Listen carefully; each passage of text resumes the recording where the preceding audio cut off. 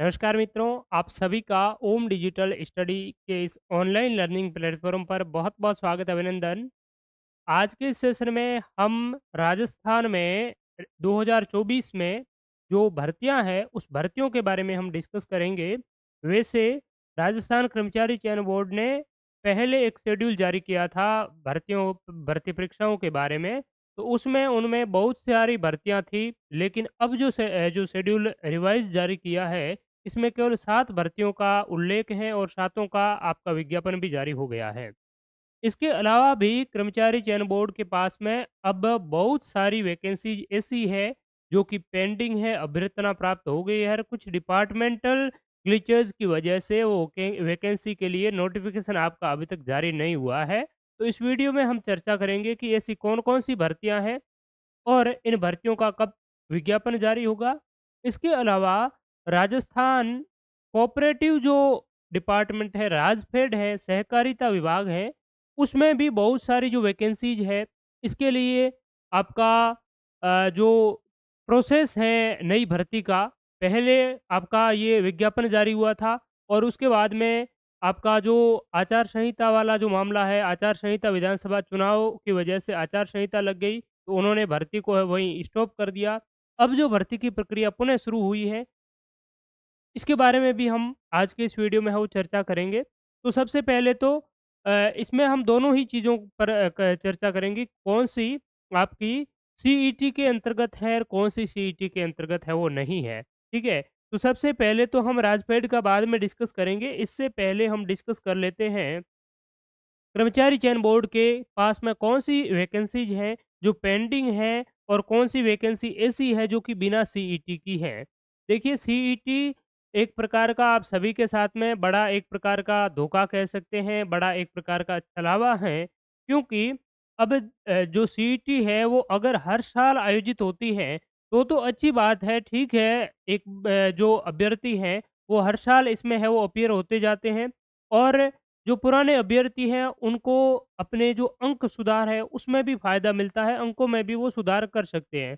लेकिन सीईटी का जहाँ पर नाम लिया गया कि हर साल आयोजित करवाएँगे और उसी के तहत वैकेंसी है वो आप निकालेंगे, तो सीईटी तो एक बार 2 साल हो गई है सीईटी हुए और उसके बाद में जो भर्तियाँ हैं वो उसी पर पेंडिंग लटकी पड़ी है।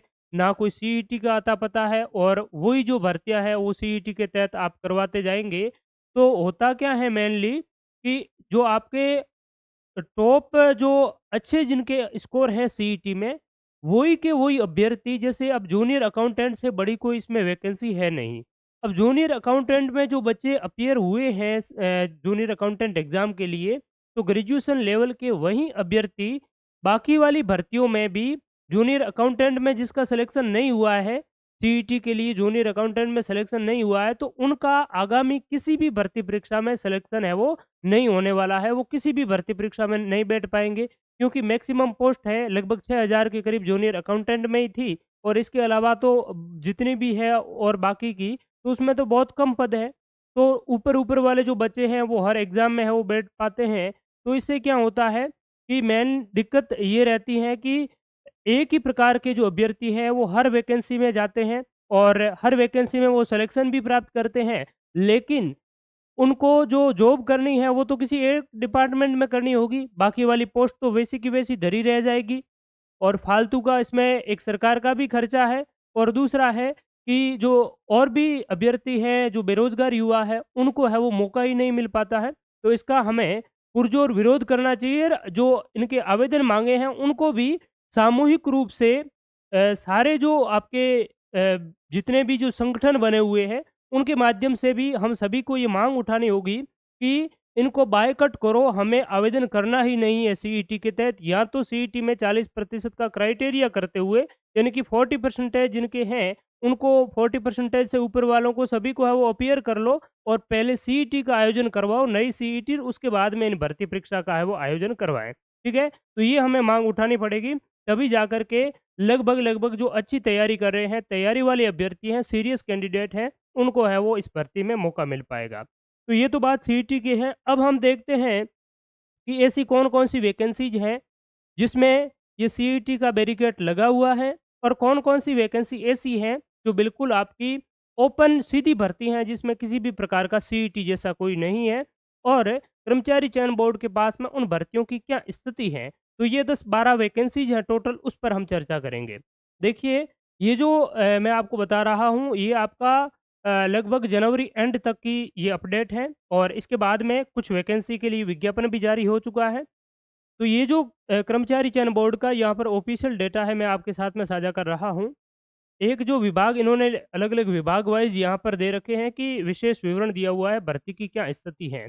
तो एक समेकित बाल विकास सेवाएँ महिला एवं बाल विकास विभाग में पर्यवेक्षक महिला आंगनवाड़ी कार्यकर्ता कोटा 202 पदों के लिए है और अप्रैल-मार्च 2024 में परीक्षा कैलेंडर है, वो आपको जारी करवाई जानी प्रस्तावित है और विज्ञापन जारी किया जाना शेष है। यानी कि इस भर्ती का विज्ञापन जारी हो चुका है। ये थोड़ी-सी पहले की है, ये अभी जो रिसेंटली 6 भर्तियों का विज्ञापन हुआ है, इसी में ये थी, ठीक है? तो इससे पहले का ये जो मैं आपको बता रहा हूँ, ये भर्ती जो विज्ञापन जारी हुआ, इससे पहले की है, तो इसका विज्ञापन जारी हो चुका है। ठीक बात है। महिला अधिकारिता की सुपरवाइज़र की 176 है, इसका भी विज्ञापन जारी किया शेष इसमें बता रहा है, लेकिन अभी स्नातक स्तर सीईटी के तहत इसका विज्ञापन जारी हो चुका है। ठीक है? ये आंगनवाड़ी कोटा की है जिसमें सीईटी नहीं है, ठीक है? तो ऐसी महिलाएँ जिनको 10 साल का आंगनवाड़ी कार्यकर्ता के रूप में एक्सपीरियंस है और जिन्होंने स्नातक कर रखी है, ग्रेजुएशन कर रखी है, तो ऐसी महिलाओं के लिए इसके लिए ऑनलाइन आवेदन चालू है, आप आवेदन है वो कर सकते हैं। बात करें महिला अधिकारिता सुपरवाइज़र की 176 पोस्ट है, ये स्नातक पात्रता स्तर की वैकेंसी है, विज्ञापन इनका जारी हो चुका है, तो इनके लिए आवेदन है वो कर सकते हैं महिला सुपरवाइज़र। ये इसमें क्या है कि 75% आपकी महिलाओं के लिए है और बाकी 25% ओपन कैटेगरी है जिसमें पुरुष भी आवेदन कर सकते हैं, ठीक है? इसकी कंप्लीट जानकारी ये सुपरवाइज़र की, पटवारी की जिनका जो सॉरी एलडीसी की इत्यादि वैकेंसी जारी हो चुकी है, इनकी अलग से भी वीडियो बनाया हुआ है, उसमें कंप्लीट जानकारी आप देख सकते हैं। महिला बाल विकास विभाग पर्यवेक्षक महिला की 209 पद हैं, ठीक है? तो ये केवल महिला के लिए है, 902 पद हैं और इसके स्नातक स्तर के तहत आपका विज्ञापन जारी हो चुका है।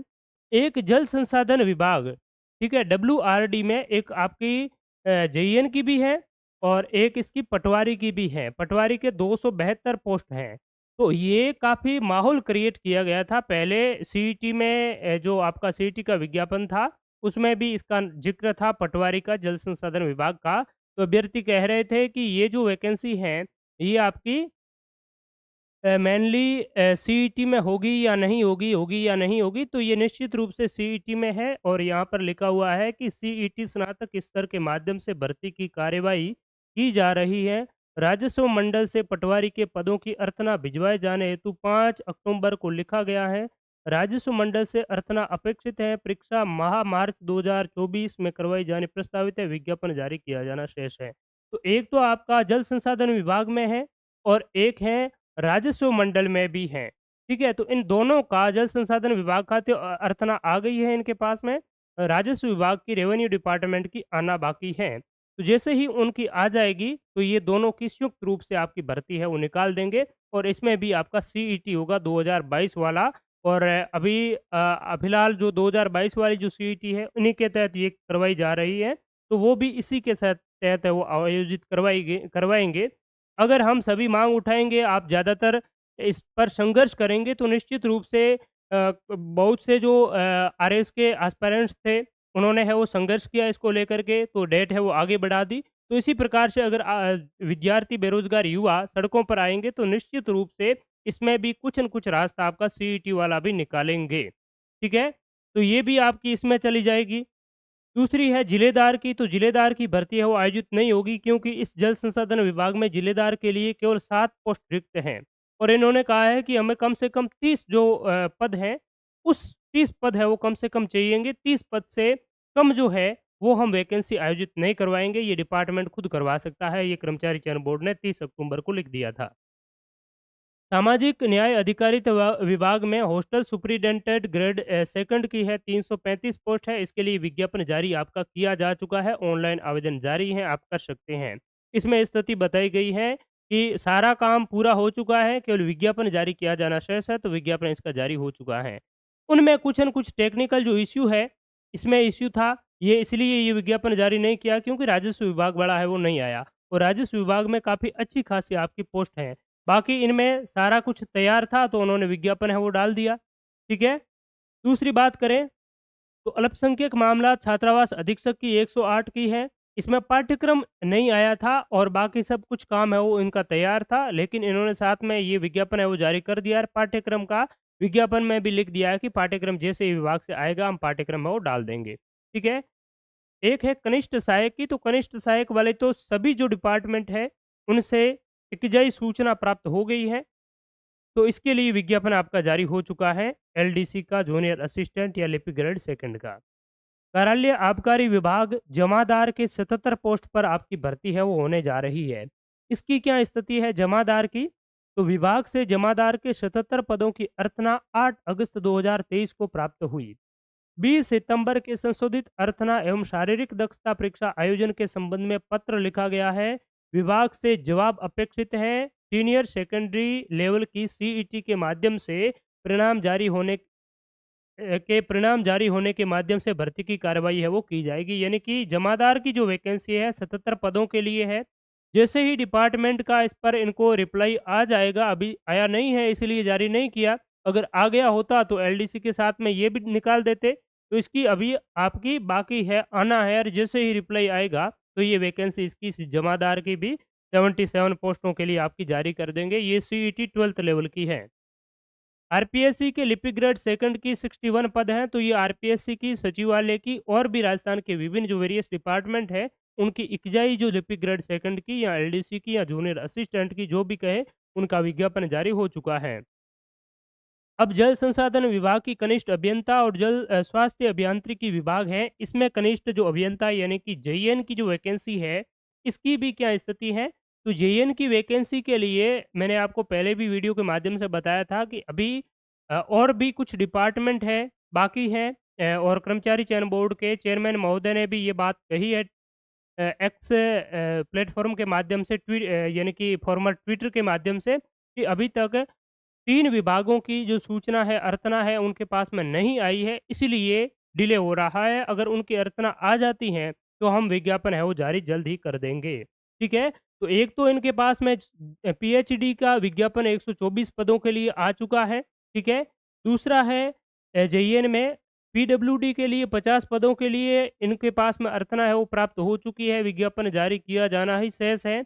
इंतज़ार किसका है? कि संयुक्त भर्ती हेतु विज्ञापन जारी किया जाना शेष है, यानी कि और भी डिपार्टमेंट इसमें अभी इंक्लूड होंगे और उसके बाद में एक इकजाई भर्ती आपकी है वो रिलीज होगी, ठीक है। तो ये आपकी कनिष्ठ अभियंता ये वाला, और ये भी जल संसाधन विभाग कनिष्ठ अभियंता की ही है डब्ल्यूआरडी में 150 पद। तो 150, 124 और 50 ये जो पद हैं टोटल, ठीक है, इनकी अभी 324 पद है, इनकी अभी इनके पास में अभ्यर्थना तो आ गई है, लेकिन और भी डिपार्टमेंट बाकी है, इस वजह से ये आपकी अटकी पड़ी है।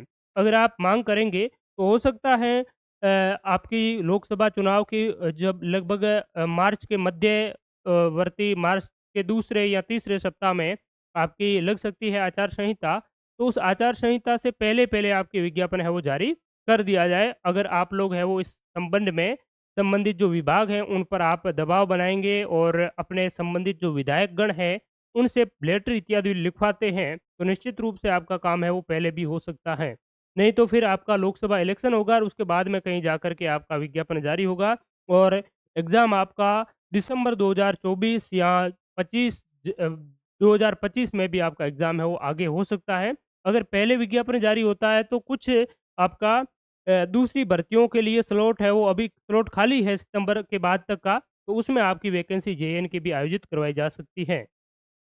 कृषि आयुक्तालय में लैब असिस्टेंट की, देखिए लैब असिस्टेंट की वैकेंसी भी आपकी आने वाली है। तो लैब असिस्टेंट की बात करें तो लैब असिस्टेंट की वैकेंसी अभी तक एग्रीकल्चर जो कमिश्नरेट है इनकी 19 पदों के लिए जो भर्ती है एग्रीकल्चर विभाग में, इसकी विज्ञापन जो अर्तना है वो कर्मचारी चयन बोर्ड के पास में पहुंच चुकी है। तो कर्मचारी चयन बोर्ड का कहना ये है कि अभी और भी जो डिपार्टमेंट है यानी कि आयुक्तालय कॉलेज शिक्षा है और माध्यमिक शिक्षा विभाग है, उसमें भी लैब असिस्टेंट के कुछ पोस्ट वैकेंट है, तो उनकी हमारे पास में और अर्थना आ जाएगी, तो हम इकजाई जो आपकी भर्ती का विज्ञापन है, वो जारी करेंगे। तो ये इन्होंने इसमें है वो कहा गया है। प्रयोगशाला सहायक लैब असिस्टेंट में कि प्रयोगशाला सहायक के पदों की अर्चना प्राप्त होने पर संयुक्त भर्ती की कार्रवाई प्रारंभ करवाई जानी है, वो शेष हैं, अन्य विभागों से अभी बाकी हैं। एक शीघ्र लिपिक की स्टेनोग्राफर की कि स्टेनोग्राफर भर्ती की क्या स्थिति है? तो स्टेनोग्राफर की अगर बात करें तो स्टेनोग्राफर की आपकी कार्मिक विभाग है, वन शासन सचिवालय से 194 पदों के लिए अर्चना कर्मचारी चयन बोर्ड के पास में पहुंच चुकी है 18 सितंबर 2023 को। अब इनका कहना है कि प्रशासनिक सुधार विभाग से अ, विभिन्न विभागों से इकजाई अर्चना प्राप्त होने पर संयुक्त भर्ती की कार्रवाई प्रारंभ करवाई जानी प्रस्तावित है।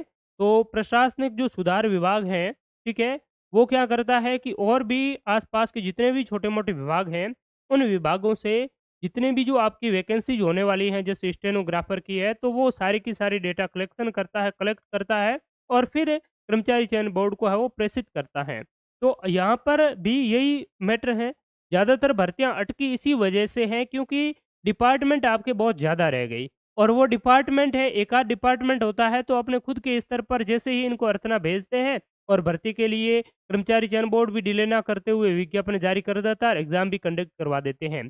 लेकिन अलग-अलग जो विभागों पर डिपेंडेंसी है, निर्भरता है, इसी वजह से आपका है वो उसमें देरी हो रही है, डिले हो रहा है। और बात करें जो शीघ्र लिपिक की, पर्सनल असिस्टेंट की, निजी सहायक भी इनको वर्तमान में कहते हैं, तो इनकी अभी यही स्थिति है। इसलिए आप क्या है, तैयारी करें, तैयारी अच्छी तरीके से आज से ही आप जारी रखें। स्टेनो सीखने में भी काफ़ी समय लगता है, 1 साल चला जाता है, तो आपको जब भी स्टेनो की जो वैकेंसी है, सिलेबस इत्यादि लगभग पहले वाला ही रहने वाला है और कुछ आपका जीके का जो पोर्शन है, वो और ज़्यादा ऐड किया है और इंडिया जीके वाला और वो पोर्शन थोड़ा-सा है, वो कम किया है, ठीक है? तो थोड़ा-सा इस सिलेबस में भी आपका संशोधन हुआ है, लेकिन राजस्थान जीके आप अच्छी तरीके से करते हैं और हिंदी और इंग्लिश अच्छी तरीके से है वो करते हैं, तो ये 3 सब्जेक्ट इनके मुख्य रूप से हैं, ठीक है? तो इनसे आपका है वो अच्छी तरीके से स्टेनो की तैयारी हो सकती है और भी जो विभाग हैं उनमें काफ़ी अच्छी खासी वैकेंसी इस बार है वो आपकी रहने वाली है, ठीक है? तो स्टेनो में किसी भी प्रकार की कोई आपकी सीईटी नहीं है, लैब असिस्टेंट में कोई सीईटी नहीं है, जेईएन में किसी भी प्रकार की कोई आपकी सीईटी नहीं है, ये बात आपको ध्यान में होनी चाहिए, ठीक है? अब बात करते हैं जो आपकी छात्रावास अधीक्षक की 470 पदों के लिए, तो इसका विज्ञापन ऑलरेडी जारी हो चुका है, ठीक है? कौशल नियोजन एवं उद्यमिता विभाग में कनिष्ठ अनुदेशक, बहुत बड़ी भर्ती है और इस भर्ती की अगर बात करें, तो इस भर्ती में भी किसी भी प्रकार की कोई सीईटी नहीं है, ठीक है? और कुछ डिप्लोमा चाहिए होता है इसमें आपका आईटीआई वाला, ठीक है? कोपा, वेल्डर, फिटर इत्यादि शायद वो वाला है। तो ये बात करें इसकी, तो इसकी वैकेंसी 2018 में भी पहले भी आ चुकी है, तो जूनियर इंस्ट्रक्टर की 2500 पदों के लिए आपकी विज्ञापन है। तो इसमें अभी क्या स्थिति है, क्यों विज्ञापन जारी नहीं होता है कि 25 अक्टूबर को विभाग ने कर्मचारी चयन बोर्ड को अर्चना है वो भेज दी। अब क्या दिक्कत है कि विभाग को पत्र 8 दिसंबर 2023 द्वारा संवर्ग के पदों की संख्या 30 से कम पदों पर भर्ती विभाग स्तर पर करवाए एवं शेष पदों पर भर्ती हेतु पाठ्यक्रम भिजवाए जाने के संबंध में लिखा है, विभाग से जवाब अपेक्षित है। यानी कि इसमें अलग-अलग कैडर की वैकेंसी है और कुछ जो कैडर ऐसे हैं, इसमें 30 से कम पोस्ट हैं। तो इन्होंने कहा कुछ आपके ऐसे इसमें मेनली संवर्ग हैं जिसमें 30 से कम है, तो वो तो आप स्वयं के स्तर पर करवा लीजिए और 30 से अधिक हैं, वो हमें दे दीजिए। तो लगभग 2500 के आसपास की जो वैकेंसीज़ हैं, वो कर्मचारी चयन बोर्ड है, वो संपन्न करवाया जाने वाला है। अब इंतज़ार विभाग के जवाब का है। जैसे ही आपका ये कौशल विभाग कर्मचारी चयन बोर्ड को जो आपका सिलेबस इसका क्या रहने वाला है, पाठ्यक्रम और परीक्षा स्कीम बता देता है, तो आपकी वैकेंसी है वो आपकी जारी हो जाएगी, जल्द ही इसके लिए विज्ञापन जारी हो जाएगा। तो कहने का मतलब है ज़्यादातर जो आपकी भर्तियाँ हैं, वो क्या हैं, इसी वजह से आपकी लटकी पड़ी है कि संबंधित विभाग कर्मचारी चयन बोर्ड को तत्काल रूप से जवाब है वो नहीं देते हैं और जब तक जवाब नहीं मिलता है कर्मचारी चयन बोर्ड इसके लिए विज्ञापन जारी नहीं करते हैं, क्योंकि विज्ञापन अगर जारी कर दिया जाता है तो उसमें बहुत सारी आपकी टेक्निकल समस्याएं होती हैं, बच्चे कोर्ट चले जाते हैं, फिर भर्ती लटक जाती है, कर्मचारी चयन बोर्ड को भी बीच में घसीटा जाता है, आपने ये क्यों नहीं किया, सेवा नियमों का ख्याल क्यों नहीं रखा। तो इस वजह से ये लोग भी बचते हैं ऐसे डिसीजन लेने से। तो ये मेनली संबंधित विभाग कर्मचारी चयन बोर्ड का काम क्या होता है? भर्ती परीक्षा का आयोजन करवाना, बच्चों का सिलेक्शन करके संबंधित विभाग को भेजना कि ये इन बच्चों का हमने एग्ज़ाम के माध्यम से है वो सिलेक्शन किया है और इनको फाइनली उसकी जो रिकमेंडेशन है, संस्तुति है, वो भेजते हैं संबंधित डिपार्टमेंट को, ठीक है? तो इनका काम केवल भर्ती परीक्षा को संपन्न करवा कर के बच्चों का चयन करना है, बाकी पाठ्यक्रम का निर्धारण, सेवा नियम इत्यादि क्या रहने वाले हैं, क्या नहीं रहने वाले हैं, वो सारे के सारे पीछे से आते हैं, संबंधित विभाग से आते हैं, ठीक है? तो ये जो बात है भर्तियों की वर्तमान जो स्थिति है। दूसरी बात करें, इसके अलावा भी कुछ राजफेड की जो वैकेंसीज़ हैं, उनकी क्या स्थिति है, वो मैं बता देता हूँ आपको। स्टार्टिंग में मैंने राजफेड के बारे में वो कहा था। तो देखिए, राजफेड पर आपकी 2 महत्वपूर्ण वैकेंसी हैं। एक तो है ये आपकी कोऑपरेटिव बैंक में जो आपकी बात करें तो बैंक लिमिटेड की है, अपेक्स और वेरियस डिस्ट्रिक्ट जो सेंट्रल और कोऑपरेटिव जो बैंक्स हैं उनमें वैकेंसी हैं। इनमें बात करें तो सीनियर मैनेजर की, कंप्यूटर प्रोग्रामर की, बैंकिंग असिस्टेंट की, जिसमें सबसे ज़्यादा पोस्ट बैंकिंग असिस्टेंट की है और 635 पोस्ट हैं। इनके लिए क्या किया था कि अक्टूबर 2023 में कोऑपरेटिव सोसाइटी के द्वारा, कोऑपरेटिव बैंक के द्वारा, कोऑपरेटिव डिपार्टमेंट के द्वारा विज्ञापन जारी कर दिया, ऑनलाइन आवेदन आमंत्रित कर दिए।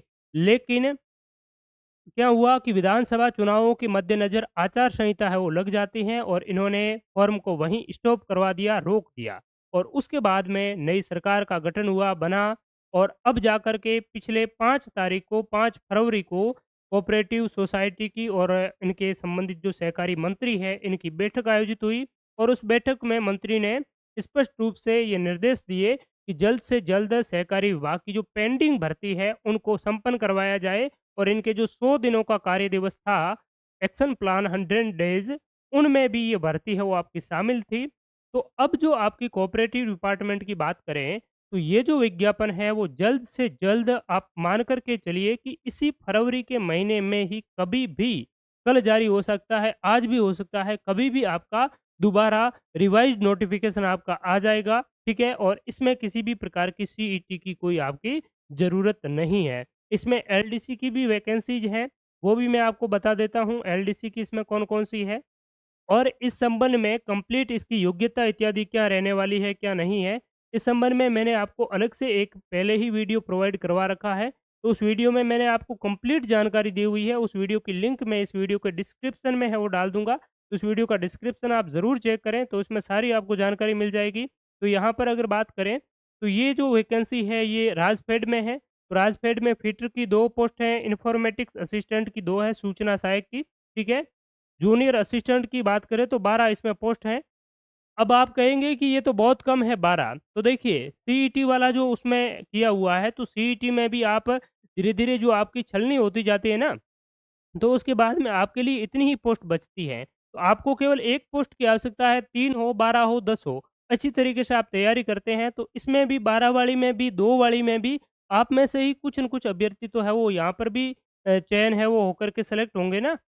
तो इसीलिए आपको क्या है अच्छी तरीके से तैयारी करनी है और दूसरी बात है कि सीईटी वाली पीछे वाला अनफॉर्चुनेटली आपने ना दिया हो, कम स्कोर रहा हो, तो आगे सीईटी के सिलेबस को ध्यान में रख कर के आप तैयारी करेंगे, अच्छी तरीके से सीईटी वाला सिलेबस कवर कर लेंगे, तो आपकी कोई भी जो भर्ती है, वो शेष नहीं रहेंगी, सारी भर्ती उसमें है वो आ जाएगी। और उसके लिए एक बेहतरीन जो टेस्ट सीरीज है, हमारे ओम डिजिटल स्टडी मोबाइल एप्लीकेशन पर स्टार्ट की हुई है।